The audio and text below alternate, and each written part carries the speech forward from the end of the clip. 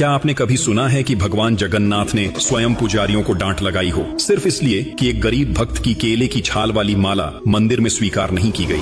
कहते हैं कि रघुदास पुरी के एक महान भक्ति योगी थे जो भगवान राम के परम भक्त थे। उनका आश्रय जगन्नाथ मंदिर के सिंहद्वार के पास एक बड़े छत्र के नीचे था। एक दिन उन्होंने मंदिर में प्रवेश किया और देखा कि भगवान जगन्नाथ के सामने राम, लक्ष्मण और सीता का दिव्य दर्शन हो रहा है। यह दृश्य देखकर रघुदास को यह विश्वास हो गया कि जगन्नाथ और रामचंद्र एक ही देवता हैं और उनकी भक्ति का स्वभाव सखा प्रेम में बदल गया। एक दिन रघुदास ने अत्यंत प्रेम से भगवान के लिए एक सुंदर माला तैयार की। माला तो उन्होंने फूलों से बनाई थी, लेकिन डोरी न मिलने के कारण उन्होंने केले के पेड़ की छाल को धागे की तरह इस्तेमाल किया। भक्ति उनकी सच्ची थी, परंतु मंदिर के नियम कठोर थे। जब उन्होंने माला पुजारी को दी तो उसने तुरंत मना कर दिया, क्योंकि केले की छाल मंदिर में अपवित्र मानी जाती थी। यह सुनकर रघुदास का हृदय टूट गया। वह माला लेकर अकेले रोते हुए अपने आश्रय लौट गए। उस रात मंदिर के पुजारियों ने व्रत रखा। उम्मीद थी कि भगवान स्वयं कोई संकेत देंगे, और सच में रात के गहरे सन्नाटे में भगवान जगन्नाथ उनके सपने में प्रकट हुए। भगवान ने कठोर स्वर में कहा, तुमने रघुदास की माला ठुकराकर उसकी भक्ति का अपमान किया है। वह माला मेरे लिए सबसे प्रिय है, क्योंकि वह प्रेम से बनी थी, न कि नियमों से। वह इस समय घर में बैठा रो रहा है, भूखा प्यासा। जब तक उसकी माला मेरे गले में नहीं चढ़ाई जाती,